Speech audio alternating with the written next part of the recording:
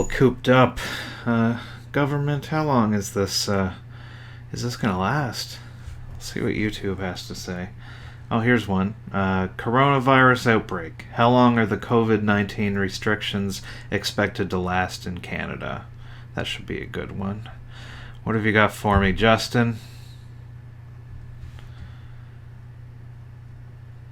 Come on.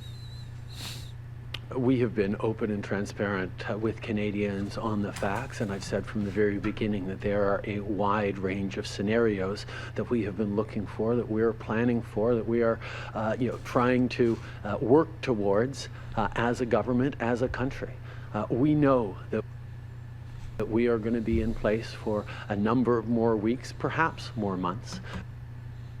Okay, so we're doing things to combat the stuff, and it'll take a certain amount of time.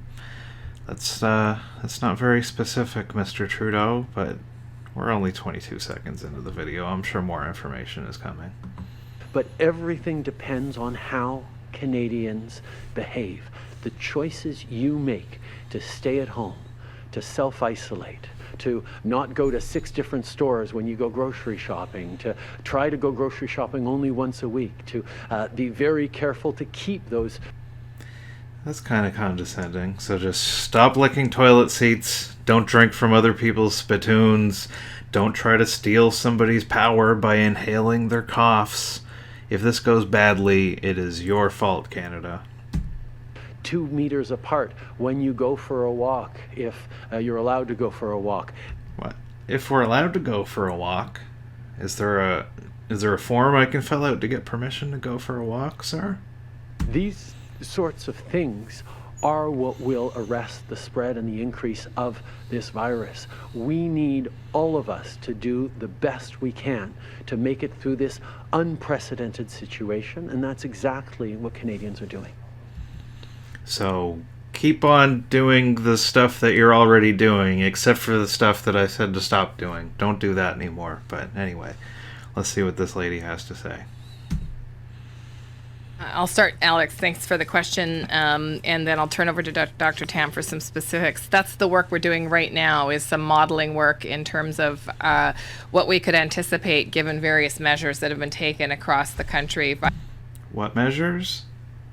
By various provinces and local municipalities, as well as federal government actions. It's not as easy of an answer as I think it would seem, in that different ranges can be anticipated in different ways depending on the measures that have been taken, the effectiveness of those measures, when they've been taken, etc. Okay, so stuff is being done by people about things that will happen in places.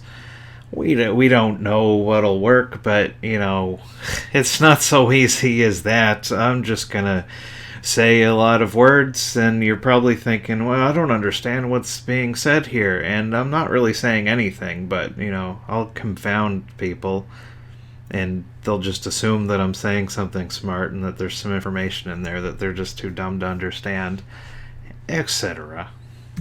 So I'll tell all that to say that is top of mind for us in terms of what we're doing at Health, because not only does it give us a way to accurately or more accurately predict what kind of surge we might see in different parts of the country, essentially important in terms of how we use our physical and human resources.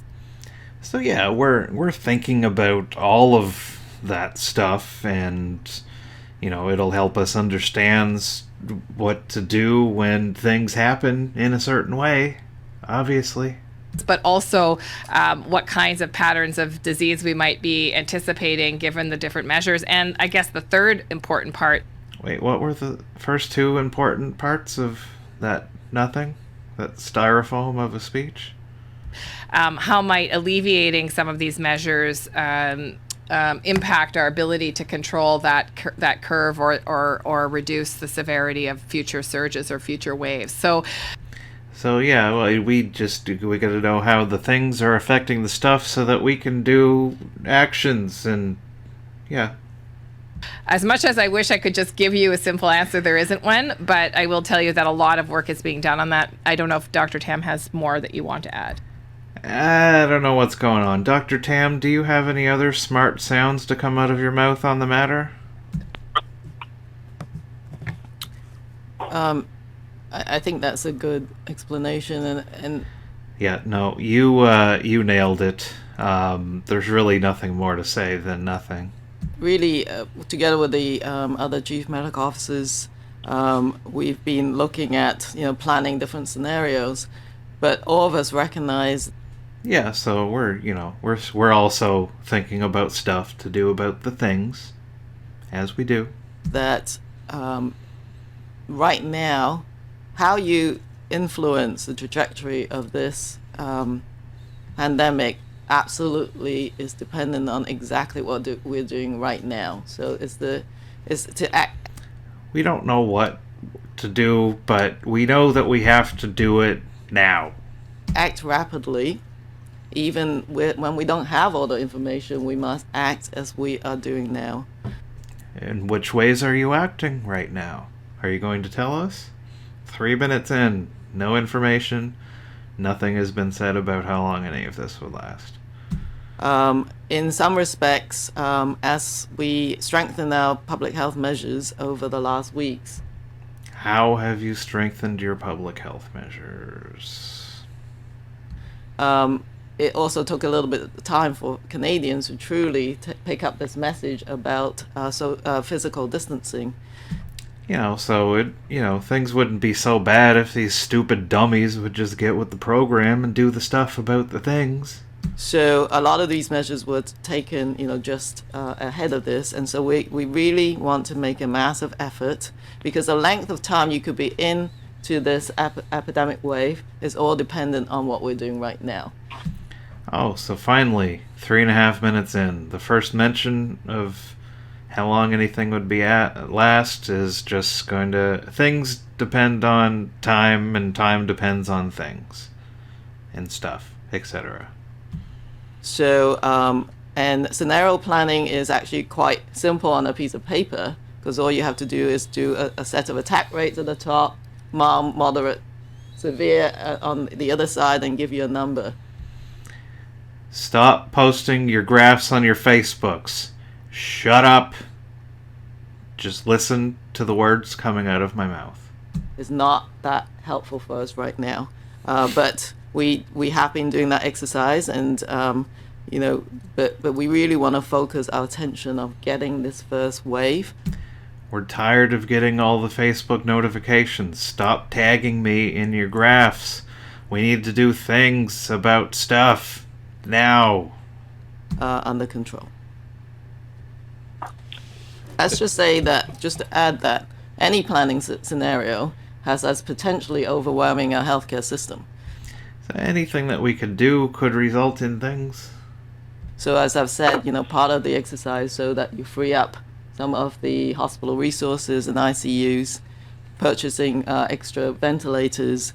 But the really difficult message, I think, to Canadians is that on a whole range of these scenarios, this health system isn't well designed to cope with it if we don't do something about it now. Who would have thought that this could happen, except for lots of people?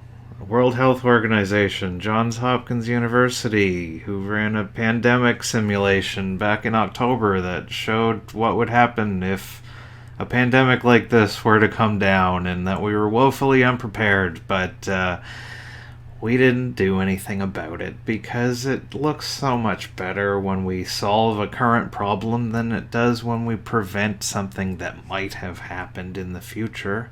We need to act now. So it doesn't matter which number you plug in, that's the Math sucks. truth of the matter. It is an extremely serious situation. You've seen how this is played out in certain areas of the United States. None of those scenarios are You guys hate Americans and you don't want to be like the Americans, right? Act now. a good one. You've got to do something about it now. Well, that's good. Do things about stuff. Act now. That's good.